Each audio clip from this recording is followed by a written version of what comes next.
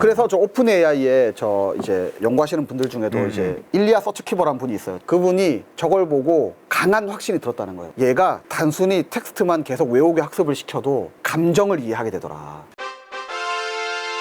인사할 시간도 많습니다. 여러분의 시간을 낭비해드릴 느리지만 쿨한 과학. 랩미팅입니다. 반갑습니다, 교수님들. 반갑습니다. 챗GPT 등장 등장 배경, 네. 센티먼트 뉴런. 이제 오픈 AI가 챗GPT를 만들기까지의 과정 중에 좀 결정적인 순간들이 있었어요.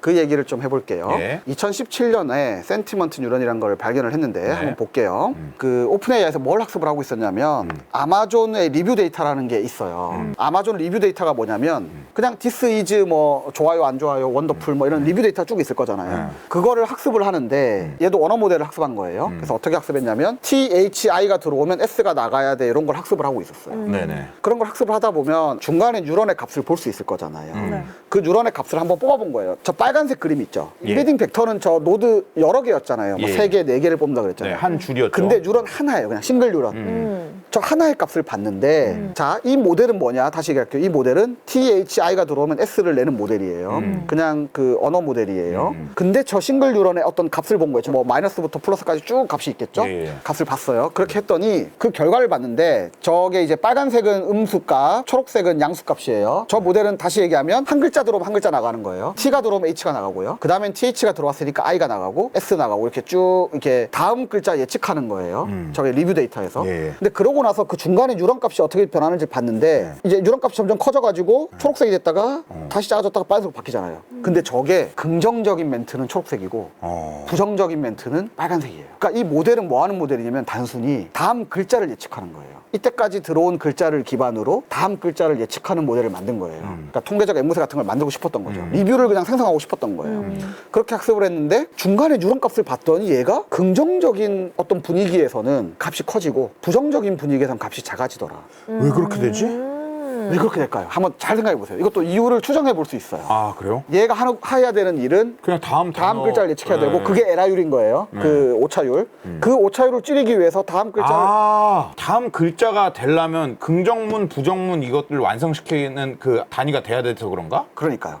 이게 다음 글자를 예측하려면 어쨌든 내용을 좀 이해를 해야 다음 글자를 예측을 그럴듯하게 하시죠. 쓰는 거잖아요. 근데 그 내용 중에 긍정과 부정에 대한 어떤 정보가 있어야 다음 글자를 잘 예측할 수 있더라. 그러니까 그러겠네. 그러니까 반전이 일어나고 나서는 한번 쫙 갔다가 한번 쫙 빠지는 초록색이었다 쫙 빨간색이 되는 그게 어느 정도는 연속된 결과값이 나와 줘야 되니까. 그쵸. 갑자기 촉발 이러면은 다음 단어를 예측했을 때 그게 완성된 문장의 형태가 아닐 수 있으니까. 그냥 다음 글자만 예측하게 하는데도 이 모델이 다음 글자를 예측을 하려면 지금 현재 상태가 긍정인지 부정인지에 따라서 다음 글자를 뭘로 쓸지가 바뀐다라는 걸 알게 된 거죠.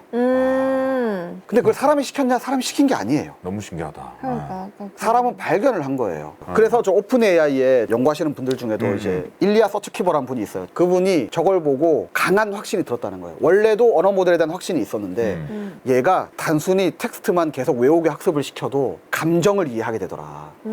이거는 얘가 많은 일을 할 수 있다라는 강력한 증거다. 그리고 그거를 학습을 쉽게 시킬 수 있다라는 아주 좋은 증거다.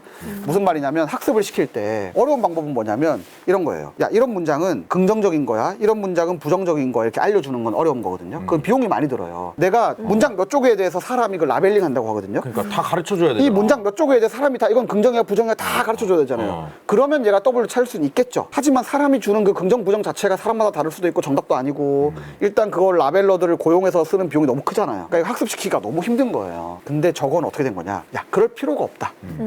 그냥 얘가 알아서 깨우치더라. 그래서 그거를 이제 이거는 제가 한 몇 년 전에 하던 우리 온글리피라고 폰트 만드는 서비스 있는데 그것 때문에 하던 일 중에 하나예요. 제가 직접 하던 건데 이런 거예요. 긍정 부정을 직접 학습시킨다라는 건 무슨 뜻이냐면 또는 다음 글자 예측을 직접 학습시킨다는 뭐냐면 저 대는 그림이에요. 네. 그리고 오른쪽은 숫자예요. 42, 9. 저게 이제 초성 중에 네 번째. 저런 그림이 들어오면 그림을 인식해서 초성, 중성, 종성을 숫자로 바꿔주는 저 1번에서 3번으로 가는 걸 학습을 시키는 거예요. 예.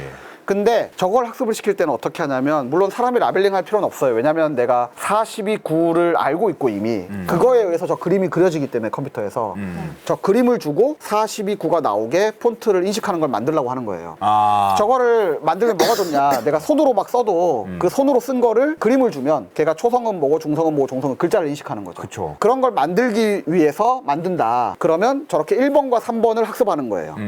이해되시죠? 그쵸. 거기에 2번은 없어요. 근데 원래 제가 만들고 싶었던 건 3번은 아니에요. 3번은 너무 쉬워. 사실 그냥 하면 돼. 글자 인식하는, 아까 숫자 인식기는 요즘에 쉽다 그랬잖아요. 그것처럼 1, 3번은 쉬워요. 그 문제가 아니야. 제가 하고 싶었던 건 2번이에요. 2번은 뭐냐면 그림이 들어오면 손글씨로 막 이렇게 갈겨 써요. 갈겨 썼을 때 초성, 중성, 종성을 그림을 저렇게 나누는 거예요. 초중종을. 저거는 좀 어려운 문제예요. 아까 얘기한 것보다. 그래서 저렇게 색칠을 하고 싶은데 네. 저거를 만들려면 아까 사람이 다 라벨링 해준다 그랬잖아요. 예. 사람이 다 알려주면 될 거예요. 근데 사람이 저거를 예를 들면 뭐 한 10장을 다 이렇게 그려주면 될 것 같아요. 문제는 사람이 저걸 10장을 다 색칠을 해야 되는 게 너무 힘들잖아요. 예. 그래가지고 제가 뭘 해봤냐면 저거를 예측하는데 중간에 그림을 얘가 그림을 3장을 나누고 저걸 예측해봐. 만 제가 시켰어요. 그러면 얘가 뭘 깨닫냐면 아, 3장으로 나눌 때는 저 초중종을 예측하려면 요렇게 나누는 게 제일 좋아요라고 제가 알아서 저걸 찾아줘요. 대충 위, 중간, 아래, 뭐 우측, 뭐 이런 것들. 예. 근데 그걸 정확하게 나눠줘요. 그래서 뭐 10장의 그림을 사람이 그릴 필요 없이 저 1번과 3번을 학습시키면서 2번에다가 제가 뭐만 넣어준 거냐면 너 그림을 3장으로 나눠? 라고만 시키면 저렇게 나눠줘요. 오류가 없이요? 대충 해서 그런데 한 97% 정확했어요. 3% 정도 오류가 있었어요. 중요하겠네요. 그러면 3개로 나눠라는 그런 걸 주는 게 되게 중요한 네, 근데 일이네요. 그것만 했는데 여기서 맞아, 중요한 안 거는 그려도 되는. 그건 이제 뭐 그건 이제 연구자의 센스고 그 그렇죠. 연구자가 그런 센스만 있으면 매우 낮은 비용으로 그러니까. 저렇게 아까 감정 유론 같은 것도 찾을 수 있고 이런 게 가능하다라는 거죠. 그러니까 그 라벨링을 센스가- 다 안 해줘도 된다. 그래서 제가 드리고 싶었던 말씀은 네. 학습 비용이 엄청 클 수 있는데 그건 지도 학습이 그렇고 이제 저걸 이제 언슈퍼바이즈드 뭐 비지도 자가 이렇게 얘기하는데 제가 곧 설명드릴 거예요. 그런 거는 훨씬 낮은 학습 비용으로 저렇게 할 수 있다. 감정에 대해서 알려주지 않더라도 어쩌면 감정을 스스로 깨달을 수도 있다.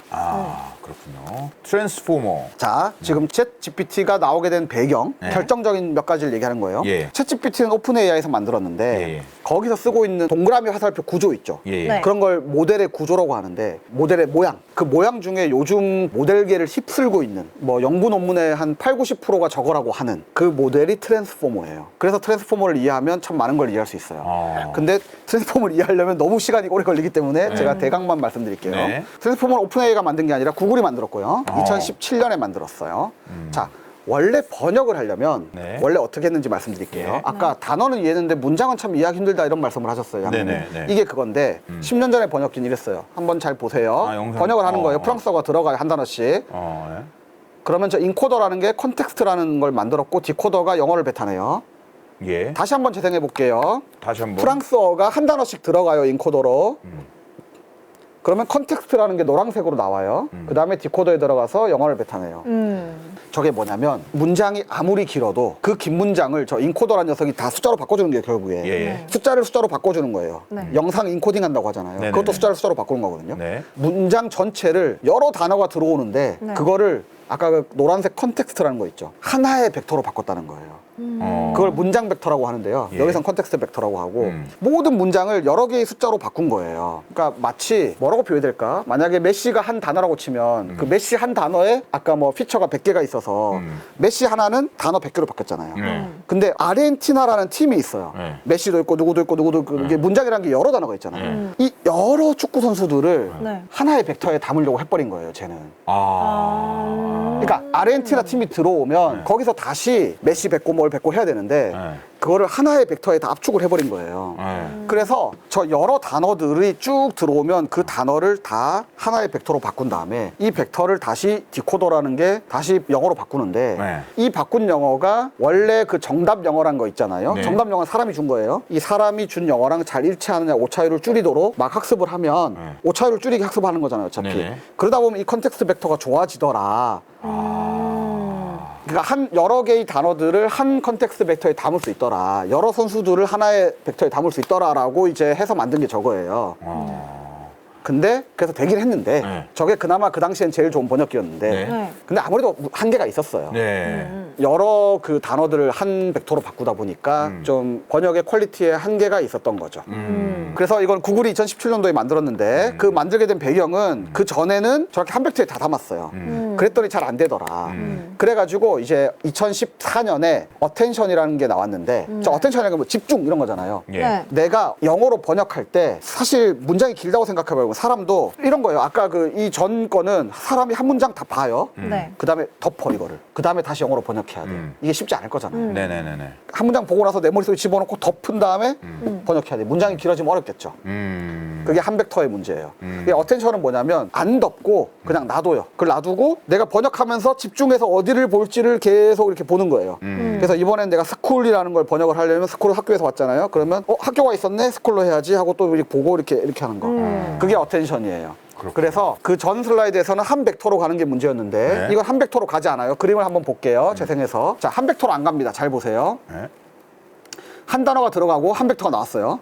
두 번째 단어가 들어가고 또 벡터가 나왔어요. 네. 세 번째 단어가 들어가고 또 벡터가 나왔어요. 네. 그리고 이 벡터를 다 넘겨줘요. 그러면 저게 세 단어에 대한 어떤 벡터가 다 생긴 거예요. 요렇게 집중해서 보면서 번역을 한다. 그래서 어텐션이라는 이름을 붙였고 저게 2013년도에 나와서 저것 때문에 또 번역이 훨씬 좋아졌어요.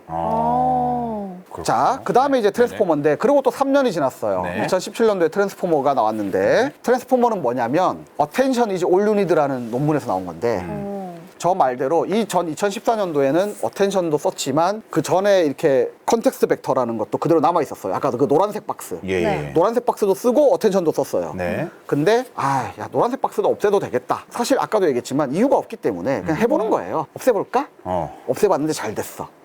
그러니까 이제 이게 살아남은 거예요. 그래서 어텐션만으로 하면은 좋은 게 뭐냐면 병렬 처리가 엄청 좋아. 아까 그 컨텍스트 노란색 박스는 잘 생각해 보시면 한 단어 들어가고 노란색 박스 하나 나오고 한 단어 들어가고 노란색 박스 하나 나오고 이런 식으로 시퀀셜하게 처리해야 되거든요. 그러면 지금의 GPU는 병렬 처리가 좋은 건데 그 100만 원, 200만 원 하는 GPU들이 이거를 다 활용을 못 해요. 100만 원짜리를 막 만 원치밖에 못 쓰는 거예요. 그러니까. 그래서 저 어텐션 이즈 올리드를 넣으면 100만 원치를 100만 원치로 쓸 수 있다. 그게 이제 트랜스포머의 제일 좋은 장점이에요. 한 줄로 안 써도 되고. 예, 한 줄로 안 써도 되고 이렇게 한 번에 한 번에 100개를 쫙 예. 그렇게 할 수 있는 거다. 그렇군요. 네, 그래서 아주 그냥 간단하게 트랜스포머를 얘기 드렸습니다. 네. 그래서 트랜스포머를 뭐라고 부르냐면 파운데이션 모델이라고까지 불러요. 무슨 얘기냐면 야 얘가 다 한다. 다 한다.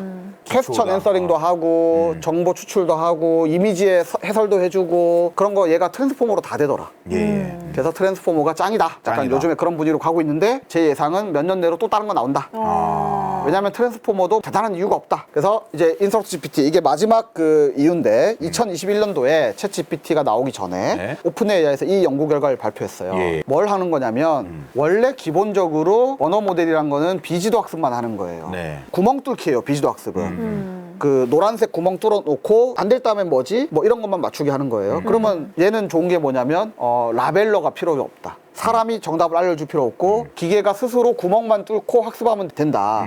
그래서 좋았는데 그것만 했더니 얘가 문제가 뭐냐면 GPT가 나쁜 말을 많이 해. 막 욕도 하고 사람 듣기 싫은 말도 많이 하고 뻥도 너무 많이 치고 거짓말도 너무 많이 해. 그래서 사람이 야 지도는 좀 해줘야겠다 가지고 사람이 지도를 좀 해줬어요. 그게 저 왼쪽 복잡한 그림의 요예요. 사람이 지도를 좀 해줬다. 그 다음에 강화학습은 뭐냐면 기본적으로 이런 거예요. 저렇게 지도시킨 결과 얘가 조금 더 착해졌어요. 얘가 네. 이 착해진 애가 그래도 대답을 랜덤하게 막 할 거잖아요. 랜덤하게 뭐 대답을 5개를 했어. 그럼 그 중에 사람 보고 뭐 몇십 명인가 그래요. 몇십 명이 이 5개 중에 뭐가 제일 좋아요를 고르게 했어요. 그러면 사람이 고르죠. 그 데이터를 모아요. 그 다음에 이 고른 사람들을 흉내내는 또 인공지능을 만들어요. 이것도 인공지능이에요. 뭐냐면 자, 챗GPT가 5개의 대답을 내놨어. 랜덤하게. 네. 근데 이 5개의 대답 중에 사람은 뭐를 좋아하더라가 또 답이 있잖아요. 네. 그러면 요 답이 들어오면 요 답을 내는 거를 흉내내는 또 인공지능을 만들어. 이해했어요. 그럼 이 인공지능은 무슨 인공지능이냐면 사람은 뭘 좋아한다라는 걸 학습한 인공지능이에요. 그 다음에 그걸 가지고 강화 학습을 해요. 또 거기에 맞춰서 또 W를 조정하고 이런 걸 해요. 예. 그래서 원래는 비지도 학습을 많이 하는데 지도 학습, 강화 학습을 더 시킨 거예요. 그렇게 했더니 전체 학습 비용 중에 예를 들면 이 W를 조정하는 비용 있잖아요. 네. 여기 학습 비용이에요. GPU를 하루 종일 돌리는 거. 연구진의 말에 의하면 2% 정도 비용만 더 썼다는 거예요. 그러니까 얘가 이미 말을 다 할 줄 알아. 다만 사람이 어떤 말을 좋아하는지를 몰라. 그래서 사람이 좋아하는 말은 이런 거야 라는 걸 알려주는 비용은 그냥 사람 수십 명 정도가 이렇게 좀 데이터 만들어주고 2% 정도만 학습을 더 시키면 얘가 말을 예쁘게 하더라. 오, 대박이네. 가성비가 좋은데요? 그래서 그 예쁘게 말해봐를 시켰더니 리커트 스코어 저게 이제 사람들이 어느 대답이 좋아요를 점수를 평가한 거예요. 그게 이전에 있던 것들은 GPT-3 뭐 이런 거고 인스트럭트 GPT가 이제 1등 했다. 그래서 야 2%만 돈 더 쓰면 사람들이 좋아하는 인공지능 만들 수 있다. 요걸 또 발견한 거죠. 네네. 자 이제는 모델의 평가에 대해서 얘기할 건데 네. 그래서 생성 모델을 어떻게 평가할 거냐인데 그 전에 더 쉬운 식별 모델부터 하겠습니다. 식별 모델은 쉬워요. 왜냐하면 우리가 정답을 알아요. 이거는 개야 이거는 고양이야라는 정답 시험 셋이 있어요. 이거를 학습 셋하고 분리를 해요. 왜냐하면 학습 셋은 얘가 인공지능이 외우기를 너무 잘하기 때문에 이미 본 거는 외워버릴 수 있어요. 깨달은 게 아니라. 그래서 안 보여준 어떤 시험이 있는 거예요. 이 시험 세트를 따로 만들어놔. 이거는 고양이야 이건 개야. 그래서 그걸 시험 보게 하면은 얘가 얼마나 맞추는지를 알 수 있죠. 이거는 그래서 식별 모델에 대해서는 이 평가가 쉬워요. 비교적. 근데 생성 모델은 어려워요. 왜 어려울까요? 생성 모델. 예를 들어 음악을 생성했어. 그림을 그렸어. 이거 어떻게 평가할 수 있을까요? 그러네. 어렵다. 그건 어렵죠. 이 정의하기가 어렵네요. 네, 그렇죠. 그래서 정량적인 평가가 기본적으로 어려워요. 근데 생성 모델을 이제 어떻게 평가하느냐? 네. 자, 사람 얼굴을 그리는 생성 모델이 있어요. 네. 네. 얘를 어떻게 정량적으로 평가하냐면 나름 이게 학계에서 제일 인정받는 평가 방법이에요. 예. 진짜 이미지들이 있잖아요. 네. 진짜 사람 얼굴 이미지들. 랩장님 사진 같은 거. 네. 그런 진짜 사람 얼굴의 이미지를 가지고 인베딩을 뽑아요. 어떤 모델에서. 예를 들어서 사람 눈, 코, 입을 인식하는 모델이라고 해요. 네. 그럼 그 모델은 사진 넣고 여기는 코야, 여기 눈이야 이렇게 해주는 모델이잖아요. 그럼 중간에 인베딩이라는 게 또 있겠죠. 예. 네. 그 인베딩을 뽑아요. 학습이 끝난 거에서. 실제 사진을 놓고 인베딩을 뽑아. 그 다음에 가짜 사진을 놓고 인베딩을 뽑아. 이게 이 생성 모델이 생성한 사진이 1000장이 있잖아요. 그럼 그 1000장의 인베딩을 다 뽑아서 이거에 인베딩의 어떤 숫자들의 분포, 평균도 있고 분산도 있고 있을 거잖아요. 네. 그런 분포가 저 진짜 사진들의 그 인베딩의 분포와 얼마나 닮았는지를 보는 거예요. 아, 진짜 너무 신기하다. 근데 그것만 가지고도 평가가 되는구나. 평가가 될까를 좀 의심이 들잖아요. 엄청 의심이 근데 그거를 들죠. 사람이 이렇게 보잖아요. 네. 그러면 진짜 같을수록 그 인베딩이 진짜 그 좋은 분포가 나와요. 여기서 좋은 분포라는 건 저 진짜 사진들의 분포. 신기하죠. 그러게요. 그다음에 정상평가는 결국 사람이 하는 거예요. 근데 생성 모델을 어떻게 사람이 평가하냐면 얼마나 알맞은 게 나왔냐. 예를 들면 내가 개를 그리라고 했는데 고양이가 나왔다거나 그다음에 개를 그리라고 했는데 개를 진짜 눈을 두 개로 잘 그렸냐. 뭐 이런 거에 충실함. 요걸 사람한테 평가를 시켜서 모델들끼리 비교를 해요. 결국에는 정량평가는 아무래도 한계가 있기 때문에 생성 모델은 최종적으로는 정성평가를 해요. 그래서 이게 제일 그냥 좋다. 정성평가라는 거는 결국에는 블라인드 테스트입니다. 어느 모델인지 알려주지 않고 모델 1이 좋아요, 모델 2가 좋아요 물어본 다음에 모델 1이 좋아요. 그래서 우리가 모델 1을 만들었는데 우리의 연구가 더 좋은 거예요라는 근거가 저 정량평가로도 나오지만 저거는 좀 부족하고 한계가 있고 결국엔 정성평가가 제일 인정받아요. 사람들이 그치. 우리 모델이 더 좋다고 했어. 결국에 사람이 쓸 거니까. 우리가 블라인드 테스트 했는데 우리에게 좋대. 그렇게 하는 겁니다. 그렇군요. 그리고 번역 같은 텍스트는 또 어떻게 비교하느냐. 이것도 진짜 이런 단순 무식한 방법이 통할까 싶지만 통합니다. 상당히 잘 통해요. 도쿄의 호텔에 뭐 이렇게 번역한 게 가운데 거는 정답이라고 돼 있지만 사실은 이제 구글 번역이에요. 그걸 정답으로 칩시다 그냥 오늘은. 근데 원래는 테스트할 때는 이제 사람들이 만들어 놓은 번역으로 테스트를 해요. 그 다음에 챗GPT한테 번역을 시켰더니 저렇게 번역했어요. 그러면 어떻게 평가하느냐. 아주 쉽게 얘기하면 파란색은 위에 정답에 있는 거예요. 어라이브드라는 게 있죠. 네. 앳도 있고 호텔도 네. 있어요. 근데 12, 뭐 didn't 이런 거는 위에 정답이 없어요. 그러면 파란색은 맞은 거고 저 핑크색은 틀린 거예요. 그래서 얼마나 많이 맞았고 얼마나 틀렸나로 그냥 평가를 하는 거예요. 저걸 맞았다 틀렸다로 보는 거예요, 그냥. 그냥. 근데 저게 말이 되냐 저런 평가가. 번역을 사실 밑에 번역도 괜찮거든요. 네. 그쵸? 그러게요. 괜찮은데 그냥 저런 식으로 평가하는 거예요. 근데 저렇게 해도 왜 평가가 되냐면 이 하나만 보면 야 이건 말이 안 된다 이런 평가. 근데 이 하나가 아니라 뭐 문장 1000개를 가지고 평가를 하잖아요. 그러면 그래도 좋은 모델과 나쁜 모델에 어느 정도 순서가 생겨요. 저렇게 얼토당토하는 평가 같지만 어느 정도는 되는 거고 그리고 기본적으로 한계가 있다. 정량적인 평가는 생성 모델에 대해서는. 네. 그래서 정량적인 평가가 한계가 있기 때문에 또 이제 저걸 넘어서서 어떻게 하냐면 언어 영역 수능 같은 걸 봐요. 텍스트에 대해서는. 예를 들면 오지선다 언어 영역 문제가 있잖아요. 네. 뭐 이렇게 걔가 울었다. 얘는 슬플까요? 뭐 기쁠까요? 오지선다 뭐 이런 거 있어요. 그거를 또 시험 문제 하나만 보면 평가가 너무 좀 얼토당토 않기 때문에 시험 평가가 여러 개가 있어요. 뭐 어느 대학에서 만든 평가, 어느 연구소에서 만든 평가 막 이런 거가 쫙 있어요. 그거 한 10개에 대해서 언어 모델을 집어넣고 평가를 하는 거예요. 그래서 평균 점수 이런 걸 내서 저것도 사실은 하나하나만 보면 야 이렇게 점수 매기면 안 되지 다 약간 그런 느낌이에요. 근데 종합적으로 보면 대충 믿을만 하다. 저기서 여기에서 좀 더 좋은 점수를 받으면 대충 뭐 좀 더 좋다. 약간 이런 느낌이에요. 그래서 생성 모델의 평가는 참 힘들다. 어렵다. 예, 정확하게 평가하기 힘들지만 대강의 평가는 가능하고 어느 정도 받아들여지고 있다. 이걸 해야 개선을 하니까. 예, 네. 개선을 하니까. 네. 그리고 결과적으로는 정상적으로 평가한다. 블라인드 테스트로 한다. 사람의 그냥 네. 마치 무슨 음식 신제품 맛있어요, 맛없어요 하듯이 예, 그렇게 예. 한다. 근데 예를 들면 그 음식으로 비유하니까 생각이 났다. 네. 과일도 예를 들면 당도 뭐 식감 이런 그렇지. 거 뭐 어떤 측정할 수 있는 수치들이 있을 정량적으로 거잖아요. 할 수 그렇죠. 있는데 그거를 어떻게 믿냐라고 할 수도 있지만 뭐 적당히 되잖아. 적당히 되는데 결과적으로는 또 사람한테 테스트를 해야 되는. 그쵸. 예, 약간 그런 정상적으로. 느낌입니다. 네. 예. 그래서 이제 미래. 네. 잠깐 미래 얘기를 합시다. GPT-4의 소문이 파다합니다, 진짜. 그러니까요. 이거 지금 얘기하시는 분 있었어요. 지금 챗 GPT가 3.5잖아요. 네, GPT 3.5 이렇게 난린데 GPT-4가 나오면 어떻게 될까? 너무 많은 소문이 있는데 네. 일단 오픈 AI에서 계속 소문들이 너무 과장돼서 우리도 힘들다. 약간 이런 얘기를 하고 있다는 거를 네. 좀 말씀드릴게요. 네. 소문에 따르면 소문에 따르면 네. GPT-3는 지금 저 1750억이에요, 저게. 예. 파라미터가 1750억 개인데 GPT-4는 100조 개라는 소문이 있어요. 역시 소문이다. 이거 챗 GPT가 만든 소문 아닙니까? 어마무시한데요? 네. 이게 튜링 테스트를 통과했다 하고 막 이러니까 100조라는 소문이 있는데 근데 오픈 AI에서는 별로 안 좋아하고 있는 것 같아요. 저 좀 과장돼 있다. 그렇지. 사람들 기대가 크면 실망이 크거든. 그쵸. 예. 근데 저게 우리가 추정을 해볼 수 있죠.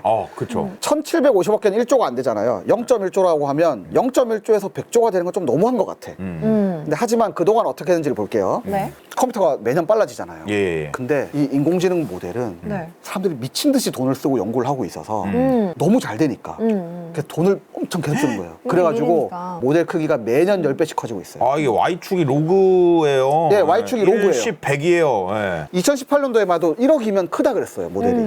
근데 지금은 1750억이 됐죠. 매년 10배. 그러니까 와. 우리 컴퓨터가 매년 빨라지잖아요. 그 게임도 그렇죠. 매년 좋아지고 하지만 매년 10배 느낌은 아니잖아. 그러니까요. 근데 이 인공지능 모델은 매년 10배씩 커지고 있다.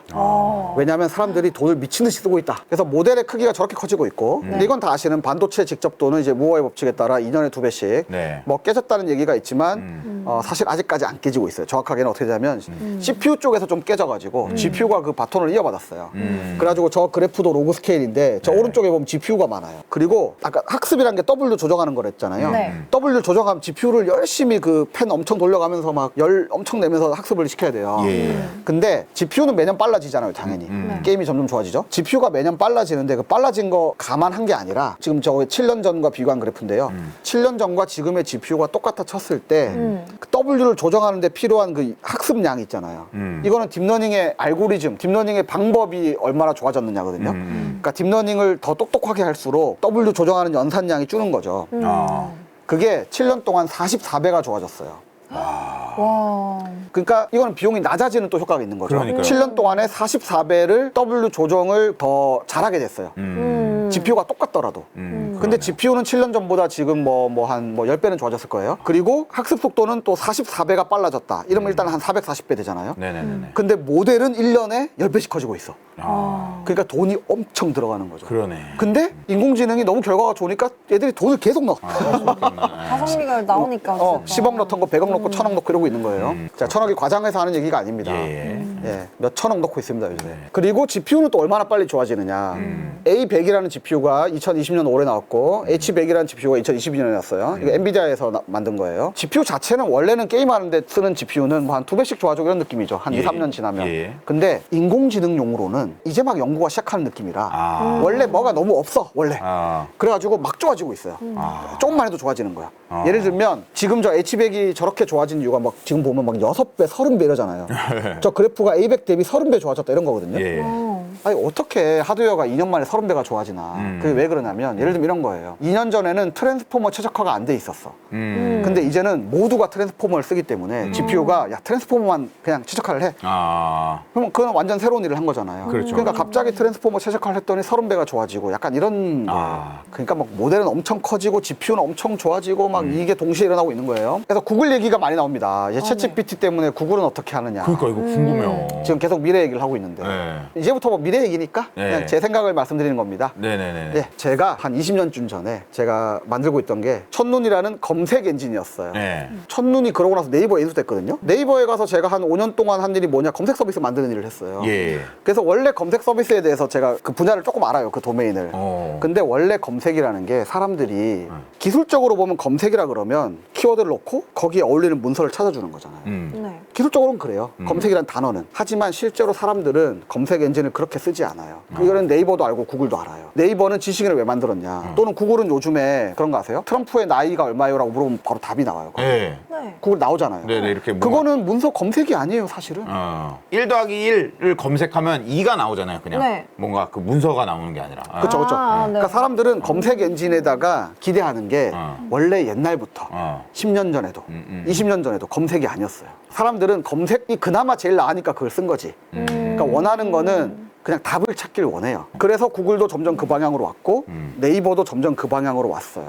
그래서 점점 답을 내놔요. 근데 이제 챗GPT는 더 나간 거예요. 정말로 답을 줘버리네? 여태까지 커버하지 못했던 어떤 질문에 대한 답을 줘버리니까. 어. 기획서를 써오니까. 네. 그러니까 구글이 당연히 위협을 받아요. 여기까지가 이제 구글의 위험함. 근데 그 다음 얘기는 그러면 또 인공지능을 구글이 못하냐? 세상에서 제일 인공지능 잘하는 회사가 구글이에요. 와. 그러니까 뒤에서 지금 칼 갈고 준비하고 있을 거라고. 네. 그리고 지금 챗GPT의 제일 큰 문제 중에 하나가 인터넷 검색을 못한다는 거예요. 그거를 구글이 그걸 한다고 붙여버리면. 그걸 붙여버리면 검색은 또 너무나 거대한 서비스거든요. 오픈 AI가 챗GPT는 잘 만들었지만 검색을 만드는 건 또 다른 얘기예요. 검색은 검색대로 엄청난 시스템이에요. 그래서 오픈 AI가 함부로 접근할 수 없어요. 구글처럼 함부로 못해요. 근데 구글은 일단 검색을 잘해. 근데 챗GPT가 제일 약한 게 검색이야. 그 다음에 또 챗GPT를 만드는데 45TB를 인터넷에서 가져와서 학습을 했다 그랬잖아요. 근데 그래봐야 45TB야. 구글은 이걸 얼마나 갖고 있을까? 전 세계에서 제일 텍스트를 많이 갖고 있는 게 구글인 거예요. 그렇죠. 왜냐하면 검색을 위해서 전 세계 문서를 다 모으는 게 원래 구글이 하는 일이거든요. 그러니까 구글이 저게 뭐 1000테라가 될지 10,000테라가 될지 모르겠어요. 그 구글은 이미 갖고 있어. 그냥 학습을 하면 하겠지. 돼. 근데 인공지능도 구글이 전 세계에서 제일 잘해. 그래서 정리해보면 챗 GPT 때문에 구글이 위협을 느낀 건 맞다. 그리고 맞다. 뉴스도 그렇게 나오고 실제로 구글이 위협을 느끼고 있다. 네. 그리고 인터페이스가 챗 GPT 형식으로 많이 바뀔 것 같아요. 근데 그러면 그거를 또 누가 제일 잘 만들 것 같냐 그러면 구글이 제일 잘 만들 것 같긴 하다 라고 저는 생각합니다. 그냥 제 생각이 되게 재밌다. 이런 답변은 많이 듣진 못했던 것 같아요. 그냥 위협이 될 수 있다라는 쪽으로 답변을 많이 들은 것 같아요. 네, 이거는 인공지능도 알아야 되고 검색 서비스도 알아야 돼서 그러니까. 예. 재밌네요. 네, 마지막입니다. 저의 얘기입니다. 저게 이제 달나라 여행인가 하는 저게 최초의 SF 영화랍니다. 네네네. 네. 근데 저 그림을 잘 보시면 네. 달에 갔는데 뭘로 간 건가요? 대포알. 대포알로 왔군요. 그러니까 그 당시에 사람들이 상상하기에는 네. 대포를 멀리 쏘면 달나라에 여행할 수 있다를 그린 거예요. 저 대포 아래 사람이 들어가서 여행을 이제 달나라에 갈 수 있다. 근데 그 안될과 교수님들을 많이 아시겠지만 고다드님께서 기본적으로는 저 대포를 많이 확장한 게 이제 로켓이고 그 로켓을 멀리 쏘면 달나라에 갈 수 있다라는 주장을 옛날부터 하셨어요, 미국에서. 근데 그거를 수많은 심지어 과학자들도 기본적인 물리학의 원리를 모른다. 이런 얘기를 해서 미국이 나사를 만들고 이렇게 늦어졌다. 이런 역사가 있거든요. 네. 근데 사실은 저 SF 영화를 만든 사람들의 상상력이 저는 더 뛰어났다고 보는 거예요. 그러니까 대포를 멀리 쏘면 달에 갈 수 있는 거 아니냐. 근데 물론 기술적으로 보면 지금 완전히 말이 안 되는 거죠. 대포랑 로켓은 다른 거고. 그래요. 저는 지금 인공지능이 아직도 여전히 그리고 예전 5년 전에는 비판이 엄청 많았었어요. 그걸로 뭐 할 수 있겠어요? 그걸로 뭐 안 된다. 거기까지다. 거기까지다. 지금도 뭐냐면 봐라 손가락 못 그리지 않냐. 사람 따라갈 수 없다. 약간. 예, 하지만 지금까지 한 거를 보면 너무 놀랍거든요. 이거를 했다라는 거에서 저는 오히려 앞으로 더 많이 할 수 있다라는 거를 상상을 해야 된다. 그거는 마치 나중에 보면 야 대포를 쏜다고 달에 갈 수 없어. 그건 말이 안 된다. 이럴 수 있다고 봐요. 하지만 그렇게 상상하는 사람만이 달에 갈 수 있습니다.